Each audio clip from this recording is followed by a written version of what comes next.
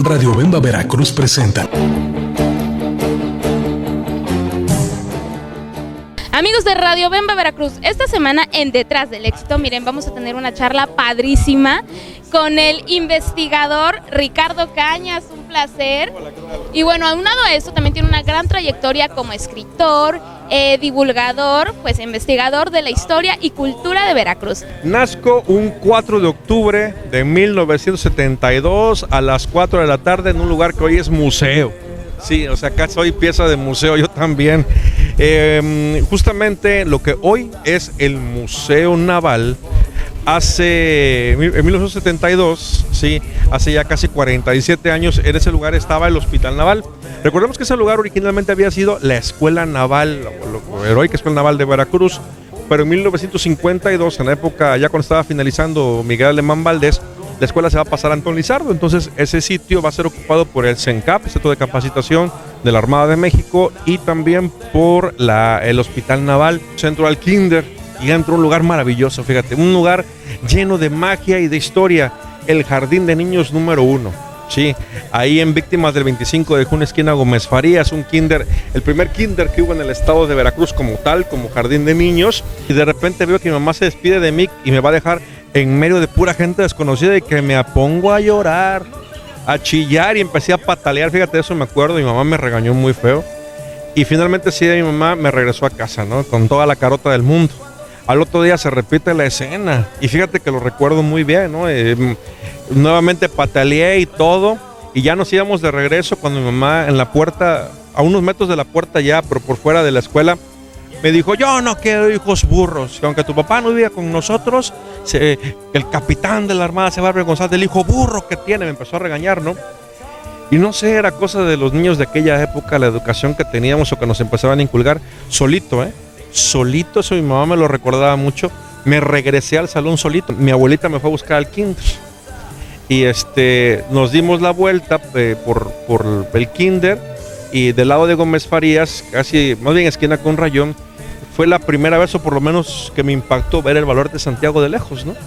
Y le pregunté a mi abuelita qué era eso, ¿no? Los muros oscuros, cañones. Yo nunca había visto eso más que en los cuentos o en la televisión. Ya me empezó a decir mi abuelita que Veracruz había estado amurallado, y contarme esas historias de piratas, ¿no? Un poco fantásticas para que le guste a los niños.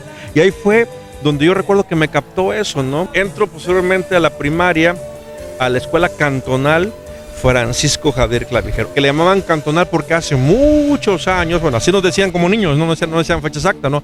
Hace muchos años hubo un nivel de gobierno que se llamó cantón, y que el gobierno el estado de Veracruz estaba dividido en 18 cantones, el cantón de Orizaba, etcétera, etcétera, Veracruz, Jalapa, y que en el gobierno del cantón en el siglo XIX construye en las ciudades principales de cada uno de los cantones una escuela primaria. Enfrente, donde estaba el antiguo portal de San Javier, que todavía lo conocí, en el lugar donde había sido herido de muerte este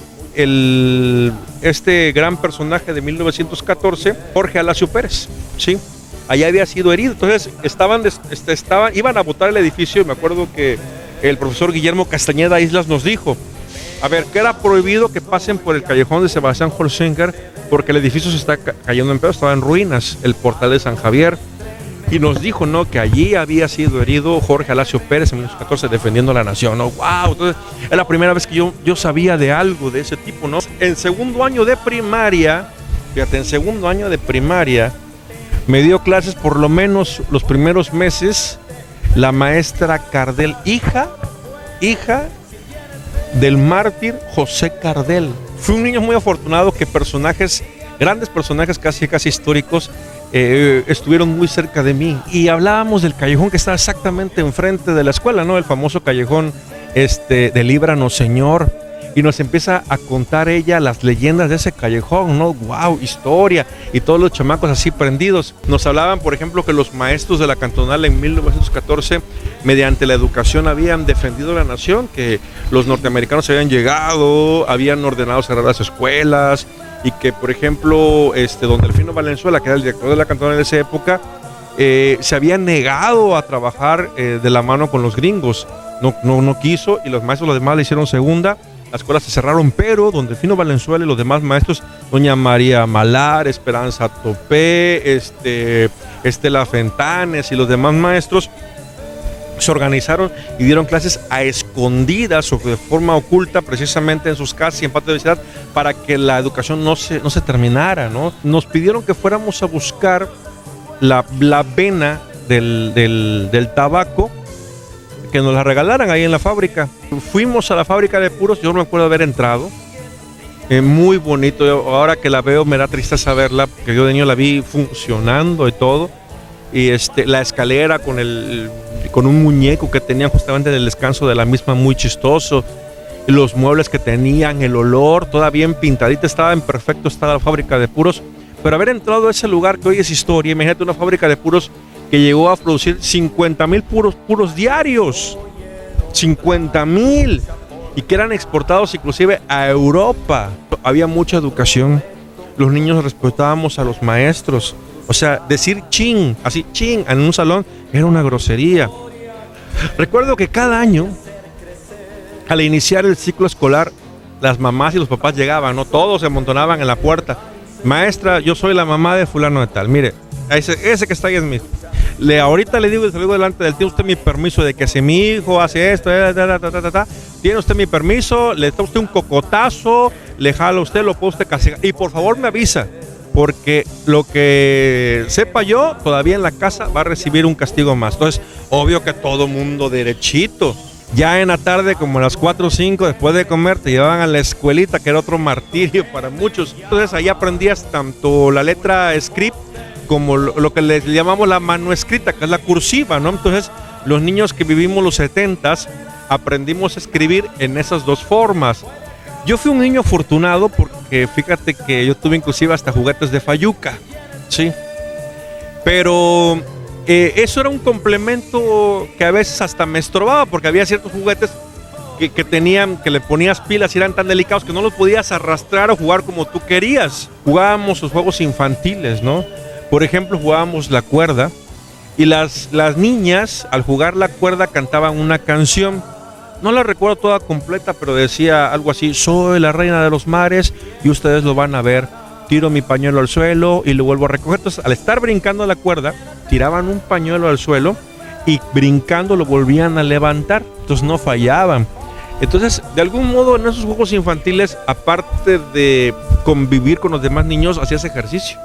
Por eso no había niños gordos. Entonces jugábamos al Matarile-Rilero, un juego muy bonito, a Doña Blanca, que hacíamos rondas, la bola envenenada, que eran los famosos hoyitos que hacías casi pegadito a la banqueta, hacías unos hoyitos y aventabas, si caía en el hoyito que era para ti, tenías que salir corriendo, tomar la pelota, y fíjate nada más, practicabas así que el tiro al blanco, porque le tenías que pegar al chavo que estuviera de algún modo más cerca de ti, ¿no?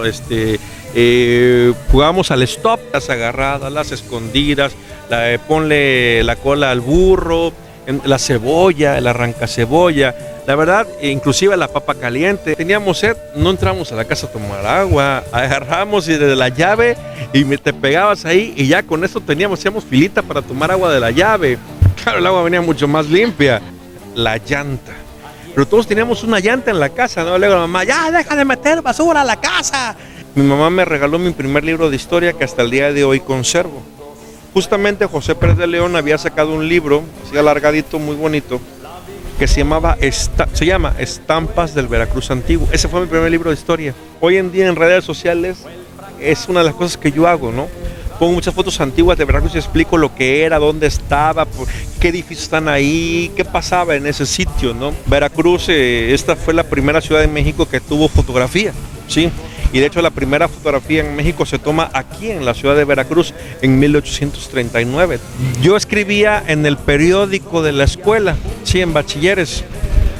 Y fíjate nada más, hice una sección que se llamaba Recordando. Y bueno, para nutrirme más acerca de la información de ese lugar, acudí al archivo histórico. Esa chispa y ese amor por su tierra que tenía Paco Pildora. Para mí fue un honor, fue algo tan bonito, una suerte, que me hice amigo de don Paco. Fíjate, un placer platicar y haber convivido aunque sea en esa época tan cortita, con un gran personaje de la historia de Veracruz, que es don Francisco Rivera Ávila, mejor conocido como Paco Píldora. Fue muy bonito y de ahí mi amor por la ciudad pues siguió.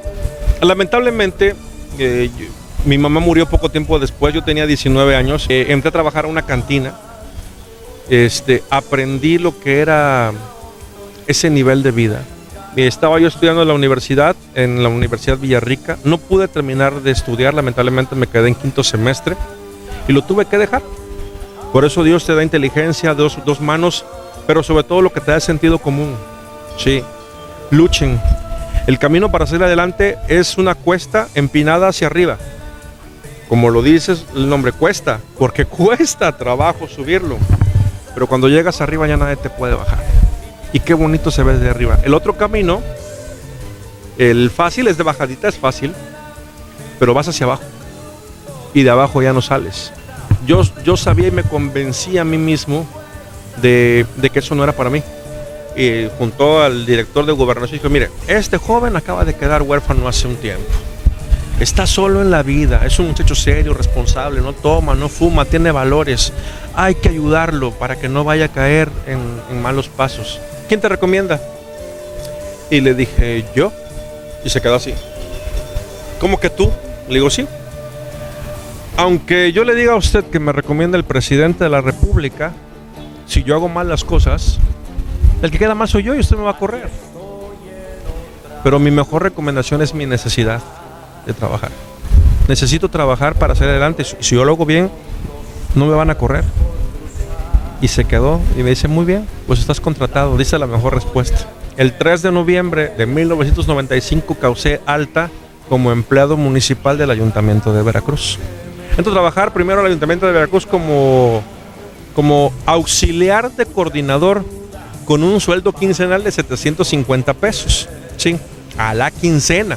Mi trabajo era en aquellos tiempos visitar a los jefes de manzana y de cuartel de la ciudad de Veracruz, elegir jefes de manzana, elegir jefes de cuartel, atender la problemática. Si el jefe de manzana te hablaba por teléfono a Gobernación, claro, que fuera el coordinador de la auxiliar para ver que una lámpara que se fundió, un problema entre vecinos, un bache, cualquier cuestión que tuviera que ver con servicios municipales, ¿no? A veces nos daban las 10 de la noche en las colonias, ¿eh? Imagínate, ¿no? Que tenían las 10 de la noche en la Positos y Rivera en aquellos tiempos, en los 90s, y gracias a Dios jamás y nunca nos pasó nada. Se me ocurrió decirle en aquel tiempo a la licenciada Tere Ríos, que ya era en ese momento ya era la directora de Gobernación en el municipio, que se hiciera el día del jefe de manzana, ¿sí? Obvio, le dije que se hiciera los primeros días de octubre porque mi cumpleaños era el 4 de octubre, lo hice, fue plan con maña. Y lo propusieron al cabildo y les pareció bien y lo aprobaron. Entonces se celebró el 3 de octubre, o sea, no fue el 4 porque fue el sábado 3 de octubre de 1996, se hizo el primer gran evento del Festival del Día del Jefe de Manzana. Jamás antes lo había habido. Había en ese momento como 3,000 jefes de manzana en la ciudad que se les requería para un montón de cosas, pero nunca los habían celebrado o agasajado como tales, ¿no? Se les daría reconocimientos por el jefe de manzana con más antigüedad en el cargo, el jefe de manzana que más participaba, etcétera, etcétera, ¿no? Entonces, cada uno de los coordinadores teníamos, yo ascendí de rango de ser auxiliar de coordinador, ascendí a ser coordinador de gobernación, ¿sí? Con un sector de la ciudad a mi cargo. Cumplo 10 años trabajando ahí, hicieron cosas muy bonitas, por ejemplo, también se hizo en otras épocas el famoso Festival del Abuelito Consentido, ¿sí? Los coordinadores de gobernación, como andamos en la calle todo el tiempo, habíamos visto que no nada más el jefe de manzana, sino un viejito, una viejita por ahí, había estado en algo importante de la historia de Veracruz. Habían sido grandes músicos, algo grande, ¿no? Y que pues no lo reconocían. Algunos quizá en su momento habían recibido el premio de la superación ciudadana, pero algunos que ni siquiera eso, ¿no? Entonces se ideó el Festival del Abuelito Consentido, que se llama bien el Abuelito Histórico, ¿no? La vida en sí es difícil, todos lo sabemos, ¿sí?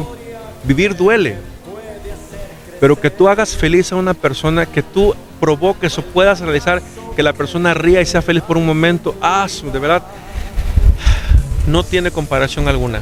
Al poco tiempo me proponen como jefe de coordinadores en Gobernación. Tomo el puesto por un día. Un amigo, que él sí es historiador, había dejado su puesto en el archivo histórico, entonces pude hablar ahí. Y el día, fíjate, en mi cumpleaños, el 4 de octubre del año 2005, entro a trabajar como analista investigador del archivo histórico. Estaba yo en la parte de la biblioteca, ¿no? Donde hay más de 15,000 libros antiguos de Veracruz. Entonces, de andar en las calles asomándome, que era muy bonito, o sea, era muy padre andar en la calle, ver gente, solucionar problemas, entre muchas cosas más. De repente hubo un cambio, ¿no? Ahora voy a estar sentado en un escritorio con clima y solamente de 8 de la mañana a 3 de la tarde, ¿no? Se comienzan a hacer por parte de Gobernación, por los jefes de manzana, unos foros de consulta. Entonces, mi jefe me dice, oye, Cañas, fíjate, ¿por qué no me ayudas? Hacemos los foros, necesito un maestro de ceremonias, ¿no? Entonces, va. Entonces, llegábamos al lugar, la cita era a las 5 de la tarde o 6, y en lo que llegaban jefes de manzana, pues yo tomaba la palabra, ¿no? Y ¿qué hacía yo? Pues hablar un poquito de historia de Veracruz, ¿no? Daba yo datos de Veracruz y me empecé a dar cuenta que a la gente le gustaba. La gente te volteaba a ver y te miraba prestando atención. Algunos asentaban la cabeza como recordando algo, ¿no? Y a veces se acercaban y inclusive me hacían apuntes. Fíjate que aparte de lo que dijiste también sucedió esto porque mi papá me contaba. O sea, y se fue enriqueciendo mi conocimiento. Posteriormente algunos hicieron en el Cabildo de la ciudad de Veracruz y me ponían también de maestro de ceremonias, y en lo que empezaba el evento también platicaba yo un poco de historia y captaba yo y a la gente le gustaba la forma en que lo platicabas, que yo lo platicaba en ese momento. Y así fue como fui desarrollando un poco más. Me vi comprometido a leer, por supuesto, para documentarme, y de ahí es como entro a trabajar al archivo histórico. Entonces fui analista investigador del archivo durante 2 años y fracción. Yo no soy historiador, soy lo que mucha gente le llamaría un historiógrafo. ¿Qué es eso? Bueno, una persona que de forma empírica se dedica en la práctica todos los días a investigar, a leer y difundir historia. Eso es lo que yo soy, un investigador, sí. Nunca me he puesto el título de historiador, jamás, porque no lo soy. En el cambio de ayuntamiento, te digo, de 2007 al 2008, pues fíjate que me dieron de baja del archivo histórico. ¿Y sabes por qué me dieron de baja del archivo histórico? Ahí tengo el documento guardado y hoy en día me da risa. Porque no tengo el perfil para estar ahí. Tener el título te abre muchas puertas, inclusive, yo lo repito, fíjate que yo he sufrido discriminación por no tener un título profesional, que nunca tuve que pisar la oficina de recursos humanos donde por cambio de admisión me iban a correr, yo iba a perder el trabajo. Llegaba en ese momento a ser director del Museo de la Ciudad un amigo de la primaria, Miguel Salvador Rodríguez Azueta. Se entera de esto que viene y me dice, tú no te preocupes, yo ahorita te pido para el museo. Entonces él hizo el trámite necesario y yo nada más tomé mis cosas del archivo histórico y me fui inmediatamente al Museo de la Ciudad. No pasó nada y salvé el trabajo gracias a él. Estoy agradecido a esta persona. Ahí entro a trabajar como coordinador general del museo y bueno, hicimos muchas cosas bonitas. Diseñamos el curso de rescate de los valores históricos de Veracruz. Eso lo diseñé yo junto con Miguel. Me invitan a colaborar como encargado del Museo de la Ciudad, ¿sí? Entonces, a partir del 2014, soy el encargado del Museo de la Ciudad. Yo lo único que te puedo decir es que yo solo sé que no sé nada, pero lo poquito que sé, me gusta transmitirlo. Sin tener el título de historiador, muy lejos estoy de serlo, muy, muy, muy lejos. Lo único que tengo de grande es el amor a esta tierra. Eso sí, más que muchos. El amor a esta bendita tierra que aprendí desde muy niño, desde muy, muy niño, aprendí a quererla. Si Ricardo Cañas volviera a nacer, ¿volvería a elegir esta vida? Exactamente la misma. A lo mejor intentaría quitarle un poquito de sufrimiento nada más, ¿no? A lo mejor le pediría a mi mamá que muchos años antes se revisara, se hiciera sus ocultaciones y exámenes para que ningún niño, ningún joven perdiera a su mamá por el cáncer, ¿no? Entonces es lo único que yo quisiera cambiar de mi vida. Porque no importa la edad que tengas, siempre te va a hacer falta los consejos de tu mamá. Siempre.